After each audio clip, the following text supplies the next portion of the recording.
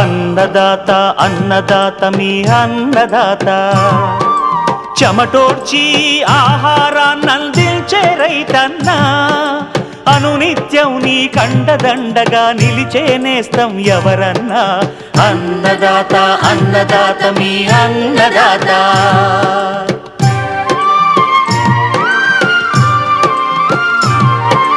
నూతన రీతుల సాగుబడికి, నూరింతలు పెరిగే దిగుబడికి సూచనలిచ్చే సస్య రక్షణకు, పశు పోషణకి శాస్త్ర విజ్ఞానం అందించి ముందుకు నడిపే తెలుగు రైతు భారతదేశానికి మకుటం అయ్యేలా తీర్చిదిద్దే ఆశయంతో మిమ్ము మేలు కొలిపేది అన్నదాత.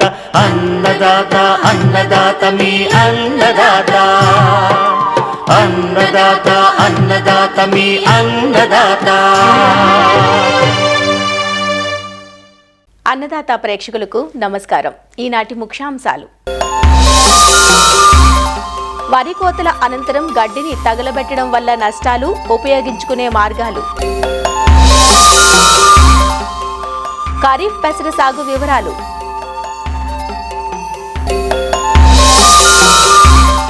పలు పంటల్లో విత్తన శుద్ధి విధానం,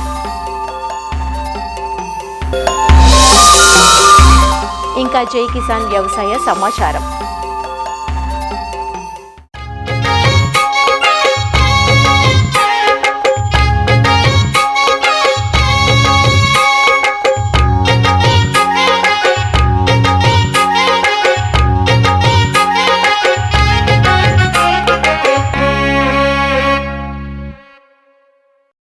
తెలుగు రాష్ట్రాల్లో అధిక విస్తీర్ణంలో పండించే ధాన్యపు పంట వరి.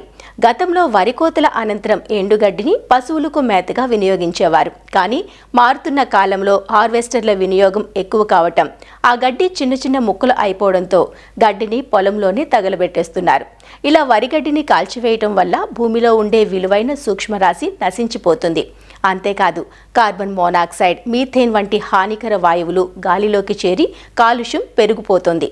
కాబట్టి కోతల అనంతరం వరిగడ్డిని బేలర్ సహాయంతో కట్టెలు కట్టించి పశువులకు మేతగా వాడుకోవడం లేదా సేంద్రియ పదార్థంగా తిరిగి భూమికి అందించడం చేయాలి. వరిగడ్డిని సద్వినియోగం చేసుకునే విధానాలను తెలియజేస్తున్నారు మెదక్ జిల్లా నర్సాపూర్ నియోజకవర్గంలోని తునికి కృషి విజ్ఞాన కేంద్రం శాస్త్రవేత్త డాక్టర్ ప్రతాప్ రెడ్డి. ఇప్పుడు మనం చూసుకున్నట్టయితే మన తెలంగాణ రాష్ట్రంలో అత్యధికంగా సాగు చేసే పంట వరి పంట. ఈ వరి పంటని రైతు సోదరులందరూ పంట కోతకు వచ్చినప్పుడు మెకానికల్ హార్వెస్టర్స్తో మనం పంట కోస్తున్నాం. కాబట్టి ఈ మెకానికల్ హార్వెస్టర్స్తో పంట కోసినప్పుడు మనము ఈ వరిగడ్డిని 25 నుంచి 30 సెంటీమీటర్ల పైకి కోస్తున్నాం. కాబట్టి ఈ వరిగడ్డి కాస్త కొయ్యకాల రూపంలో మనకు పొలంలోనే మిగిలిపోతుంది. సో ఇలా మిగిలిపోయిన వరి కొయ్యకాలను రైతు సోదరులందరూ తగలబెడుతున్నారు. సో ఈ పంట అవశేషాలను మనం తగలబెట్టడం వలన మనకు వాతావరణ కాలుష్యం ఏర్పడుతుంది, అలాగే భూమి యొక్క సారం కూడా తగ్గుతుంది. సో ఇలా ఈ వరి కోయకాలను కాలబెట్టినప్పుడు మనకు నేలలో ఉన్న సేంద్రియ కార్బనం అనేది కార్బన్ డైఆక్సైడ్గా మారి వాతావరణంలో ఉష్ణోగ్రతను పెంచుతుంది. అలాగే భూమిలో ఉన్న ఉపయోగకరమైన సూక్ష్మజీవులు కూడా సంఖ్య తగ్గిపోయి మనకు భూమి యొక్క సారం తగ్గుతుంది. సో దీనివల్ల మనకు రసాయనిక ఎరువుల వాడకం పెరిగి రైతులకు ఖర్చు కూడా అదనంగా అవుతుంది. సో ఇలా కాకుండా రైతు సోదరులు ఖచ్చితంగా ఈ పంట యొక్క అవశేషాలను, ఈ వరి కోయకాలు ఏవైతే ఉన్నాయో అవి పొలంలోనే కలియదున్నడం వలన మన భూమికి సేంద్రియ ఎరువుని మనం అందించిన వారిమే అవుతాము. ఈ పద్ధతిని చూసుకున్నప్పుడు ముందుగా ఏవైతే వరి కోయకాలు ఉంటాయో వాటిని ట్రాక్టర్ ఆపరేటెడ్ స్లాషర్ కానీ, ట్రాక్టర్ ఆపరేటెడ్ రోటరీ మల్చర్ కానీ మనకు అందుబాటులో ఉన్నాయి. సో వీటిని ఉపయోగించుకొని ఈ వరి కోయకాలను మనం ముక్కలుగా చిన్న చిన్న గడ్డి ముక్కలుగా కట్ చేసుకున్న తర్వాత నీళ్లు పెట్టుకొని కేజీబిల్స్ వేసేసి దానిపైన మనకు ఎకరానికి 50 కిలోల సింగిల్ సూపర్ ఫాస్ఫేట్ మరియు 10 నుండి 15 కిలోల యూరియా కలిపి మనం చల్లుకొని ఒక 2 నుంచి 3 రోజుల తర్వాత మళ్ళీ దున్నుకున్నట్టయితే మనకు ఈ పంట యొక్క అవశేషాలు తొందరగా కుళ్ళిపోయి మనకు నేలకు సేంద్రియ కార్బనాన్ని, అలాగే వివిధ రకాల పోషకాలు నత్రజని కానీ, భాస్వరం కానీ, పొటాషియం కానీ, అలాగే సూక్ష్మ పోషకాలు నేలకు అందించడం జరుగుతుంది. సో ఇలా యూరియా మరియు సింగిల్ సూపర్ ఫాస్ఫేట్ వేసుకున్నప్పుడు మనకి ఈ పంట యొక్క అవశేషాలు 30 రోజుల్లో కుల్లడం జరుగుతుంది. సో ఇక ఇలా వీటితోటే కాకుండా మనకు మార్కెట్లో ఇప్పుడు డీకంపోజర్స్ అనేవి అందుబాటులో ఉన్నాయి. ఈ డీకంపోజర్స్లో మనం ముఖ్యంగా చూసుకున్నట్టయితే మనకు ట్రైకోడర్మా అనేది మనకు దొరుకుతూ ఉంది.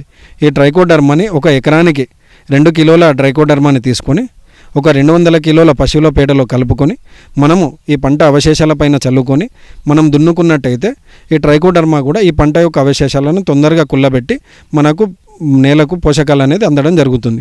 ఇప్పుడు మార్కెట్లో మనకు ప్రొపెల్ అండ్ బయోడి ఇవి కూడా మనకు వేస్ట్ డికంపోజర్స్ లాగా పనిచేస్తూ ఉన్నాయి.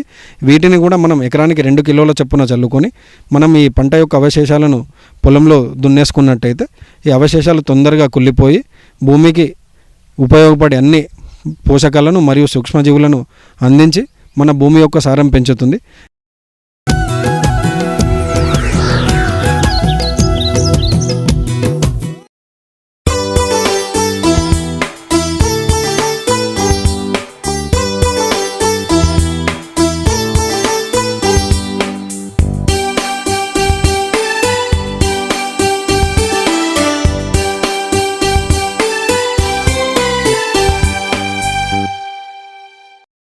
ఉభయ తెలుగు రాష్ట్రాల్లో అధిక విస్తీర్ణంలో సాగు చేసే స్వల్పకాలిక అపరాల పంట పెసర. వినియోగం ఎక్కువగా ఉండటం, 65 నుంచి 70 రోజుల్లో పంట చేతికి వస్తుండటం వలన పెసరను మెట్ట పంటగానే కాక మాగాణుల్లో వరి సాగు ఆలస్యమయ్యే ప్రాంతాలలో వరికి ముందుగా సాగు చేసే అవకాశం ఉంది. ఖరీఫ్ పంటగా పెసర సాగు చేసేందుకు జూన్ జూలై మాసాలు అనుకూలం. సాగుకు ఉపక్రమించే రైతులు ప్రాంతానికి తగ్గ రకాలను ఎంచుకొని మేలైన యాజమాన్యం పాటించినట్లయితే ఖరీఫ్ పెసర నుంచి ఎకరాకు 3 నుంచి 4 క్వింటాళ్ల దిగుబడులు పొందే అవకాశం ఉంది.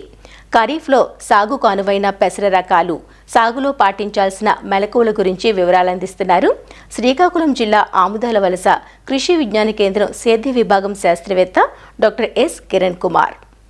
పెసర పంటని వేసుకోవడానికి తొలకరిలో చాలా అనువుగా ఉంటుంది. తక్కువ వర్షపాతంలో 65 నుంచి 70 రోజుల్లో మనకి పంట చేతికి వచ్చేస్తూ ఎకరాకు 3 నుంచి 4 క్వింటాల వరకు కూడా దిగుబడిని అందిస్తూ గిట్టుబాటు ధర కలిగినటువంటి మనం పెసర పంటని రైతు సోదరులు ఎక్కువగా వేయడానికి ఆసక్తి చూపిస్తూ ఉన్నారు. నేలలో ఇది సారాన్ని పెంచడానికి, వాతావరణంలో ఉన్న నత్రజనిని నేలలో స్థిరీకరించి ఈ సేంద్రియ కర్బన శాతాన్ని పెంచడానికి కూడా ఎంతగానో ఉపయోగపడుతుంది. కాబట్టి దీని రైతు సోదరులు ఏంటంటే తొలకరిలో నేలల దగ్గర నుంచి కోత వరకు కూడా కొన్ని యాజమాన్య మెలకువలు పాటించాలి. నీరు నిల్వని నేలలు అనేవి మనం ఎంచుకుంటే బాగుంటుంది. నేల తయారీ మనం గమనిస్తే 3 నుంచి 4 సార్లు బాగా దుక్కు చేసుకొని చివరి దుక్కులో 2 టన్నుల వరకు కూడా పశువుల ఎరువు వేసి మనం కలిగి దున్నుకున్నట్టయితే నేల బాగా గొల్లబారడమే కాకుండా సేంద్రియ కర్బనం అనేది పెరుగుతుంది. సేంద్రియ పదార్థం పెరగడం వలన మొక్క అనేది ఆరోగ్యవంతంగా పెరగడానికి అవకాశం ఉంటుంది. ఈ రకాల ఎంపిక విషయంలో కూడా రైతు సోదరులు ఎప్పటి నుంచో ఉన్నటువంటి పాత రకమైన IPM 2-14 అనేది 65 రోజుల్లో మనకు పంట చేతికి వస్తుంది. 4 నుంచి 6 క్వింటాల వరకు దిగుబడి వస్తుంది. నిటారుగా పెరిగి అలాగే కాయలు అనేవి గుత్తులుగా పైనే ఒకేసారి కోతకొచ్చే రకం కింద మనం దీన్ని చెప్పవచ్చు. వీటితో పాటుగా ఈ LGG 607 అనే రకం, ఇది 60 నుంచి 65 రోజుల్లో మనకు పంట చేతికి వచ్చేస్తుంది. 6 నుంచి 7 క్వింటాల వరకు కూడా ఒక ఎకరాకి దిగుబడిని అందిస్తుంది. పల్లాక తెగులను కూడా తట్టుకుంటుంది. అలాగే LGG 630 ఇది కూడా మనకి 65 నుంచి 70 రోజుల్లో పంట చేతికి వస్తుంది. దీంతో పాటుగానే 6 నుంచి 7 క్వింటాల వరకు కూడా దిగుబడిని అందిస్తుంది. ఒకేసారి పంట కోతకు వస్తుంది. పల్లాక తెగులను కూడా సమర్థవంతంగా తట్టుకొని పెరిగే రకం కింద మనం చెప్పొచ్చు. రైతు సోదరులు వీటిలో మంచి రకాన్ని ఎంచుకొని సాగు చేసుకున్నట్టయితే బాగుంటుంది. అలాగే విత్తే సమయం మనం గమనించినట్టయితే జూన్ జూలై నెలల్లో ఖరీఫ్ పెసర సాగు చేసుకునే అనుకూలంగా ఉంటుంది. 7 నుంచి 8 కిలోల వరకు కూడా విత్తనం అనేది ఒక ఎకరాకు సరిపోతుంది. విత్తన శుద్ధి అనేది తప్పనిసరిగా చేయాలి. థైరామ్ కానీ, క్యాప్టాన్ కానీ, మ్యాంకోజెబ్ కానీ ఈ 3 మందుల్లో ఏదో ఒక మందుని 3 గ్రాములు 1 కేజీ విత్తనానికి పట్టించి మనం విత్తన శుద్ధి చేసుకోవచ్చు. అలాగే రసం పీల్చే పురుగులు మనం పంట మీదకి రాకుండా ఉండాలంటే ఇమిడాక్లోపిడ్ అనే మందుని 5 మిల్లీలీటర్లు లేదా మన థయోమెథాక్సోమ్ అనే మందుని 5 మిల్లీలీటర్లు కేజీ విత్తనానికి పట్టించి మనం విత్తన శుద్ధి చేసుకున్నట్టయితే రసం పీల్చే పురుగుల తాలూకు ఉధృతి కూడా మనం చాలా వరకు అరికట్టుకోవచ్చు అనమాట. అలాగే విత్తేటప్పుడు కూడా సీడ్ డ్రిల్ని వాడి 30 సెంటీమీటర్లు వరుసకి అలాగే మొక్కి 10 సెంటీమీటర్లు పెట్టుకొని మనం వేసుకున్నట్టయితే అధిక దిగుబడి రావడానికి అవకాశం అనేది ఉంటుంది. వీటితో పాటుగా ఎరువుల విషయం మనం గమనిస్తే ఈ అపరాల జాతి చెందిన పంట కాబట్టి దీనికి ఎరువుల తాలూకా మోతాదు కూడా తక్కువ మొత్తంలో అవసరం అవుతుంది. దీనికోసమే 8 కిలోల నత్రజని, 20 కిలోల భాస్వరాన్ని ఇచ్చే ఎరువులు మనకి వాడాల్సి ఉంటుంది ఒక ఎకరాకు. అందుకోసమే విత్తనం వేసేటప్పుడే రైతు సోదరులు ఒక కట్ట DAP వేసుకున్నట్టయితే ఈ ఎరువుల యాజమాన్యాన్ని కూడా చక్కగా చేసిన వాళ్ళం అవుతాం. నీటి తడి కట్టాల్సిన అవసరం ఉండదు. ఎందుకంటే ఈ అడపదడప మనకు వర్షాలు పడతా ఉంటాయి కాబట్టి మనం నీటిని బయట నుంచి పెట్టాల్సిన అవసరం ఉండదు. ఒకవేళ బెట్ట పరిస్థితి మనకు వచ్చినట్టయితే మనం తప్పనిసరిగా పూతకి ముందు అలాగే కాయ ఏర్పడే దశలో తేలికపాటి తడులు మనం ఇచ్చినట్టయితే మంచి దిగుబడులు అనేవి రావడానికి ఆస్కారం ఉంటుంది. వీటితో పాటు కలుపు నివారణ మనం గమనిస్తే మనం విత్తనం వేసిన వెంబటే 3 రోజుల లోపు పదును చూసుకొని పెండిమిథాలిన్ అనే మందుని 1 లీటరు 200 లీటర్ నీటిలో కలిపి మనం ఎకరా మొత్తం సమానంగా తడిచేటట్టు మనం పిచికారీ చేసుకున్నట్టయితే చాలా రకాల కలుపు మొక్కలని మనం రాకుండా అరికట్టుకోవచ్చు.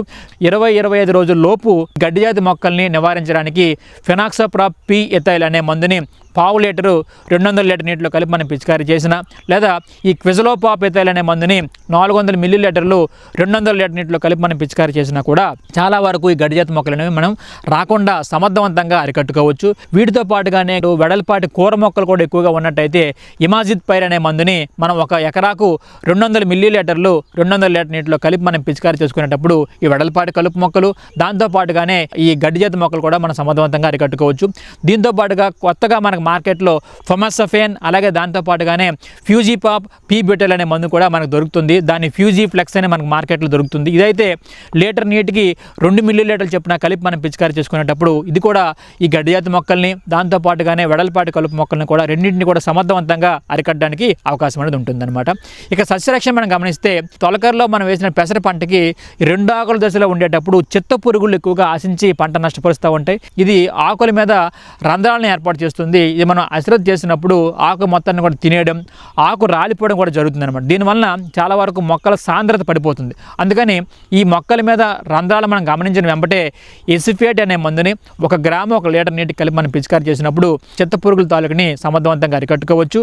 అలాగే రసం పీల్చే పురుగుల విషయానికి వచ్చినప్పటికీ ఈ తెల్లదోమ, పేనుబంక అలాగే తామర పురుగులు ఎక్కువగా పంటను ఆశించి నష్టపరుస్తూ ఉంటాయి. రసం పీల్చే పురుగులు అనేవి ఈ వైరస్ తాలూకు తెగుళ్ళను కూడా ఒక మొక్క నుంచి ఇంకొక మొక్కకి వ్యాప్తి చేయడంలో కూడా ఎంతగానో సహకరిస్తాయి. కాబట్టి మనం వేప నూనె వాడకాన్ని అంటే 1500 ppm అయితే 5 మిల్లీలీటర్లు 1 లీటర్ నీటి కలిపి మనం పిచికారీ చేసుకునేటప్పుడు పంట మీద ఈ రసం పీల్చే పురుగులని మన పంట మీదకి రాకుండా నివారించుకోవచ్చు. అలాగే రసాయనాల విషయానికి వచ్చినట్టయితే ఈ ఎస్ట్రామిప్రిడ్ కానీ థయామెథాక్సమ్ కానీ 0.2 గ్రాముల 1 లీటర్ నీటి కలిపి మనం పిచికారీ చేసినా కూడా ఈ రసం పీల్చే పురుగుల తాలూకు ఉధృతి మనం తగ్గించుకోవచ్చు. వీటితో పాటుగా మారుగా మచ్చల పురుగు కూడా ఎక్కువగా ఆశించి పంట నష్టపరుస్తూ ఉంటుంది. పూత దశలో లేత ఆకుల్ని అలాగే కాయల్ని పూతను కూడా ఎక్కువగా మనం గూడు కట్టేసేసి లోపల ఉంటూ పూతని కాయల్లో ఉన్న గింజల్ని కూడా తినేస్తూ ఉంటుంది. కాబట్టి దాన్ని మనం నివారించాలంటే ఎసిఫేట్ అనే మందుని 1 గ్రాము 1 లీటర్ నీటికి కలిపి మనం పిచికారీ చేస్తున్నప్పుడు వాటిని సమర్థవంతంగా అరికట్టుకోవచ్చు.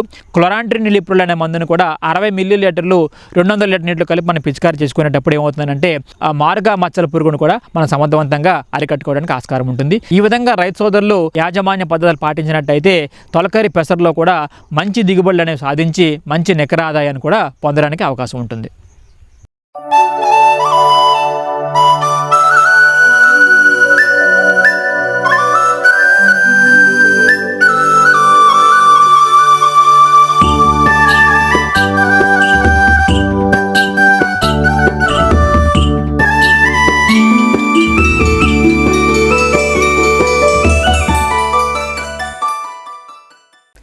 విత్తు కొద్దీ పంట అన్నట్లుగా విత్తనం నాణ్యమైనదిగా ఉంటేనే పంట మంచి దిగుబడులను అందిస్తుంది. అందువల్ల రైతులు మేలైన దిగుబడులు పొందాలంటే ముందుగా దృష్టి ఉంచాల్సిన అంశం విత్తనం. మంచి విత్తనం ఎంచుకోవడమే కాదు, విత్తిన తరువాత ఆశించే చీడపీడల నుండి పంటలను రక్షించాలంటే విత్తన శుద్ధి ఎంతైనా అవసరం. విత్తన శుద్ధి చేయటం వల్ల పంట విత్తింది మొదలు నెల రోజుల వరకు పంటకు ఎటువంటి చీడపీడలు ఆశించవు. ఒకవేళ విత్తనాన్ని శుద్ధి చేయకుండా విత్తుకున్నట్లయితే ఆ పంటను తొలి దశలోనే మొదలు కుళ్ళు, వేరుకుళ్ళు, ఎండు తెగులు, రసం పీల్చి పురుగులు వంటివి పంటలను ఆశించి నష్టపరుస్తుంటాయి. కాబట్టి రైతులు విత్తనానికి రక్షణ కవచంలా పనిచేసే ఈ విత్తన శుద్ధిని అశ్రద్ధ చేయకుండా పలు పంటల్లో ఏ విధంగా చేపట్టాలో తెలియజేస్తున్నారు జగిత్యాల జిల్లా ప్రాంతీయ వ్యవసాయ పరిశోధనా స్థానం తెగుళ్ల విభాగం శాస్త్రవేత్త సుమలత. వరిలో ముఖ్యంగా ఆకుమచ్చ తెగులు అంటే అగ్గి తెగులు కానీ, తర్వాత గోధుమ రంగు మచ్చలు కానీ ఇవి రాకుండా ఉండడానికి విత్తన శుద్ధి ద్వారా పంటను మనం రక్షించుకున్న వాళ్ళం అవుతాము. కార్బండజిమ్ 1 లీటర్ నీటికి కలిపి 1 కిలో విత్తనాన్ని దాంట్లో 24 గంటల పాటు నానబెట్టి తర్వాత మండే కట్టుకోవాలి. తర్వాత మనం నారుమడిలో చల్లుకోవాలి.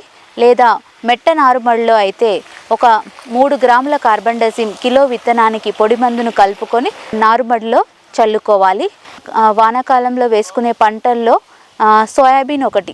తొలి దశలో వచ్చేటువంటి రసం పీల్చే పురుగుల ఉధృతి అనేది తగ్గించుకోవడానికి మనము విత్తన శుద్ధి అనేది చేసుకోవాలి. దానికి 3 గ్రాముల కార్బాక్సిన్ ప్లస్ థైరమ్ 1 కిలో విత్తనానికి కలుపుకొని ఆ తర్వాత ఎమిడాక్లోప్రిడ్ అనే మందుని 1.5 ml లీటర్ నీటికి కలుపుకొని విత్తన శుద్ధి చేసుకోవాలి. ముఖ్యంగా విత్తనాన్ని విత్తుకునే ముందు ఈ రైజోబియం అనేది 200 గ్రాములు 10 కిలోల సోయాబీన్ విత్తనానికి కలుపుకొని విత్తే ముందు కలుపుకొని ఆరబెట్టుకొని విత్తుకున్నట్టయితే ఈ రైజోబియం అనేది సోయాబీన్ పంట పెరుగుదలకి చాలా ఉపయోగపడుతుంది. కందిలో మనకు ప్రధానంగా ఫ్యూజేరియం ద్వారా వచ్చేటువంటి ఎండు తెగులు కావచ్చు, లేదా ఫైటాఫ్థరా ఎండు తెగులు కావచ్చు, వీటి నుంచి కాపాడుకోవడానికి ముఖ్యంగా కందిలో అయితే 10 గ్రాముల ట్రైకోడర్మాను 1 కిలో విత్తనానికి కలుపుకొని విత్తన శుద్ధి చేసుకోవాలి. ఈ మొక్కజొన్నలో మనకి ఆల్రెడీ మనము ప్రైవేట్ హైబ్రిడ్సే వాడుతున్నాం కాబట్టి దాదాపుగా విత్తన శుద్ధి చేసే వస్తున్నవి. ఇప్పుడు మొక్కజొన్నలో ప్రధానంగా ఉన్నటువంటి సమస్య కత్తెర పురుగు. ఈ కత్తెర పురుగు నివారణకి వాటికి శాంట్రోనిప్రోనిల్ 5 ml లేదా థయోమిథాక్సమ్ 3 గ్రాములు కిలో విత్తనానికి పట్టించుకొని విత్తన శుద్ధి చేసుకొని విత్తనాన్ని విత్తుకున్నట్టయితే మనకు కొంతవరకు ఈ కత్తెర పురుగు ఉధృతి అనేది రాకుండా మనం కాపాడుకోగలుగుతాము. పసుపులో ముఖ్యంగా వచ్చేటువంటి తెగుళ్ళు దుంపకుళ్ళు తెగుళ్ళు, వాటితో పాటు దుంప ఈగ అనేది ప్రధాన సమస్యలు. వీటిని నివారణకు మనము పసుపు వేసుకునే ముందు విత్తన పసుపుకి ముఖ్యంగా 3 గ్రాములు మెటలాక్సిల్ ప్లస్ మ్యాంకోజెబ్ కలిపినటువంటి మందును నీళ్ళలో కలిపి ఆ తర్వాత 2 ml క్లోరిపైరిపాస్ని కలుపుకొని మనకు కావలసినటువంటి విత్తనాన్ని ఆ నీటిలో మందు ద్రావణంలో 30 నిమిషాల పాటు నానబెట్టుకొని తర్వాత తీసి నీడలో ఆరబెట్టుకొని విత్తుకున్నట్టయితే దుంపకుళ్ళు మరియు దుంప ఈగ వంటి సమస్యల నుండి మనం పసుపు పంటని కాపాడుకోవచ్చు. లేట్ ఖరీఫ్లో నువ్వుల పంట వేసుకునే రైతులు ఖచ్చితంగా విత్తన శుద్ధి అనేది చేసుకోవాలి. దానికోసం 10 గ్రాముల ట్రైకోడర్మా 1 కిలో విత్తనానికి విత్తన శుద్ధి చేసుకోవాలి. లేదు అనంటే పెన్ఫ్లూఫెన్ ప్లస్ ట్రైఫ్లాక్సిస్ట్రోబిన్ అనే మందును 0.6 ml కిలో విత్తనానికి కలుపుకొని విత్తన శుద్ధి చేసుకున్నట్టయితే నువ్వుల్లో ముఖ్యంగా విత్తిన తర్వాత వచ్చేటువంటి డాంపింగ్ ఆఫ్ అనే తెగుళ్ళని నుంచి మనం కాపాడుకోవడానికి, తర్వాత వచ్చేటువంటి వేరు మరియు కాండం కుళ్ళు తెగుళ్ళు రాకుండా నువ్వు పంటను కాపాడుకోవడానికి ఉపయోగపడుతుంది.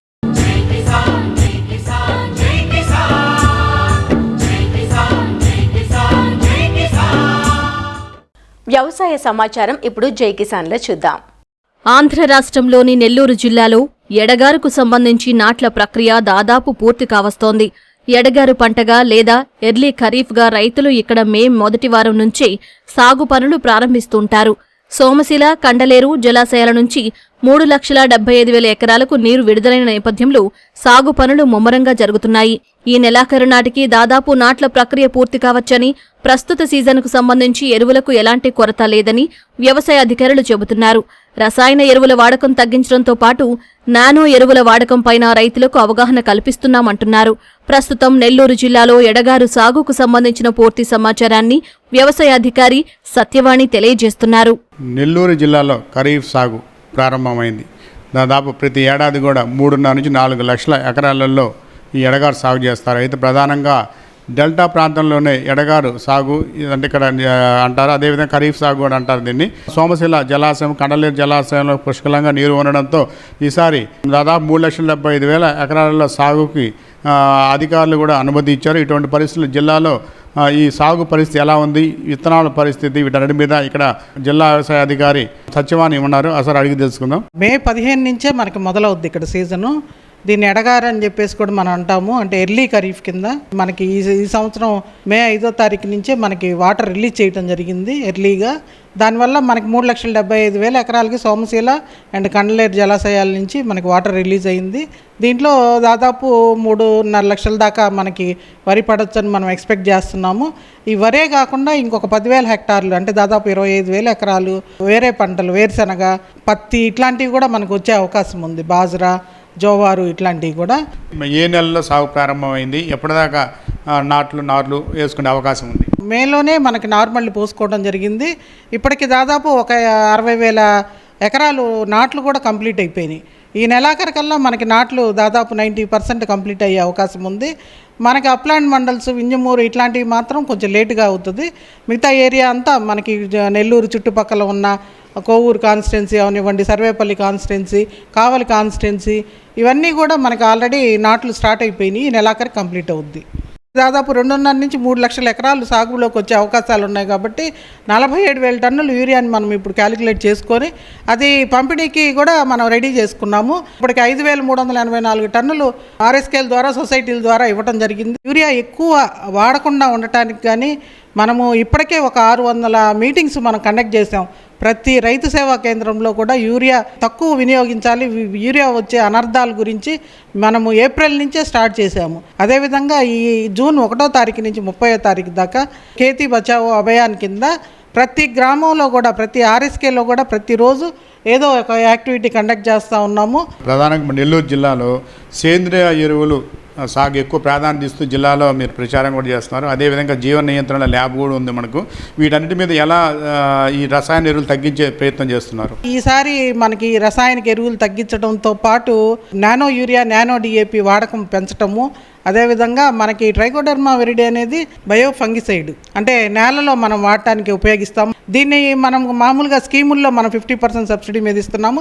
అన్ని ల్యాబొరేటరీస్కి మన స్కీమ్లో, గవర్నమెంట్ స్కీముల ద్వారా మనం ఇస్తూ ఉన్నాము. ఖరీఫ్ సంబంధించి ఈ సీడ్ కూడా ఏ రకం సీడ్ ఇచ్చారు? ఆ సీడ్ దిగుబడి కూడా పెరిగే అవకాశాలు ఉన్నాయి. దానికన్నా కొత్తగా మీరు ఏమైనా ప్రయోగం చేస్తారు? ఖరీఫ్ వరకు మనకి రైతులు వాళ్ళ సొంత సీడే కొనుక్కుంటారండి. ప్రైవేటు డీలర్స్ దగ్గర కూడా మంచి సీడ్ని మనము ఉంచడం జరిగింది. మనము ఏప్రిల్లోనే వీళ్ళ డీలర్లందరినీ కూడా సమావేశపరిచి వాళ్ళ దగ్గర ప్రాసెసింగ్ చేయించి మంచి శాంపిల్స్ కూడా డ్రా చేసాం. వాళ్ళ దగ్గర అంతా మంచి సీడ్ని మనం అందుబాటులో ఉంచాం రైతులకి. మనకి 90% ఆఫ్ క్రాప్ KNM 1638 పడింది. అంటే ఈ ఎడగారికి బాగా సెట్ అయిన రకం అదొకటే. దాంట్లో అంటే రబీతో పోల్చుకుంటే మనకి ఎడగారిలో కొంచెం దిగుబడులు తగ్గుతాయి. ఎందుకంటే రబీలో అయితే మనకు 3.5 పుట్లు దాకా వచ్చేది, మనకి ఇప్పుడు ఖరీఫ్లో ఒక 3 పుట్లు అట్లా దిగుబడి వస్తుంది. కాబట్టి ఆ వెరైటీ ఒక్కటే మనకి బాగా సూటబిలిటీ ఉంది. కాబట్టి రైతులందరూ కూడా 90% ఆఫ్ ఫార్మర్స్ ఆ వెరైటీని వేసుకోవడం జరిగింది. ఈ డెల్టా ప్రాంతంలో సోమశిల జలాశయం వాటర్ ఎంతవరకు సఫిషియెంట్గా ఉంది? ఇప్పుడు ఖరీఫ్కి సంబంధించిన మొత్తము రిలీజ్ చేయడానికి మన దగ్గర సఫిషియెంట్ వాటర్ లెవెల్స్ అయితే ఉన్నాయండి. రేపు రబీ సీజన్కి కూడా సరిపడా మనకు ఉన్నాయి. అంటే డెడ్ స్టోరేజీతో సంబంధం లేకుండానే మన పంటకి సరిపడా వాటర్ ఉంది. వాటర్కి ఏమీ ఇబ్బంది లేదు మనకి అసలు. ఈసారి రబీలో బాగా ధరలు లేవు, కానీ ఈసారి ఖరీఫ్కి ఎలా ఉండొచ్చు? ఇప్పుడు బాగా పెరిగాయి అంటున్నారు, ఎలా ఉండొచ్చు? కోతలు స్టార్ట్ అయినప్పుడు బాగా రేట్ ఉంటుందండి. ఇక్కడ మధ్యలో ఏంటంటే కొంచెం ఎక్కువ దిగుబడి ఒకేసారి రావటం వల్ల కొంచెం తగ్గినట్టు అనిపిస్తుంది. ఇప్పుడు నిల్వ చేసుకున్న ధాన్యానికి KNM 1638కి 26,000 ఉంది ఈరోజు పుట్టి. అంటే మన సపోర్టింగ్ ప్రైస్ కన్నా చాలా ఎక్కువ ఉందన్నమాట. 3-4 వేలు ఎక్కువ ఉంది మనకి. కాబట్టి ఇప్పుడు ఈ ధరలను చూసుకొని రైతులు ఈ ఖరీఫ్ సీజన్ కూడా బాగా వేస్తూ ఉన్నారు. ఖరీఫ్ సీజన్ రైతుకి మీరు ఎలాంటి సూచనలు చేస్తారు? ఏమన్నా నీటి పొదుపు పద్ధతులు కానీ ఏమన్నా సాగు విధానం? అంటే ఇక్కడ ఖరీఫ్ సీజన్లో మనకి ఎల్నినో ఎఫెక్ట్ వల్ల ఈరోజు చాలా హై టెంపరేచర్స్ ఉన్నాయి. 48 డిగ్రీల సెంటీగ్రేడ్ దాకా కూడా మనకి టెంపరేచర్స్ రికార్డ్ అవుతున్నాయి. వేడిలో ఈ వాటర్ అంతా కూడా బాయిల్ అయిపోయి మొక్కలన్నీ కూడా ఎండిపోయినట్టుగా పైనుంచి కిందకు వస్తున్నాయి. కాబట్టి ఆ నీళ్లు అనేది తగ్గించకూడదు. ఇప్పుడున్న పరిస్థితుల్లో ఈ నీళ్లు ఉడికిపోతున్నాయి అని చెప్పి కొంతమంది రైతులు తీసేస్తూ ఉన్నారేమో బయటికి. నీళ్లు లేకుండా మాత్రం పొలం అసలు ఉంచకూడదు. ఎందుకంటే ఇమీడియట్గా డిహైడ్రేషన్ వచ్చి ఎండిపోయే అవకాశం ఉంటుంది.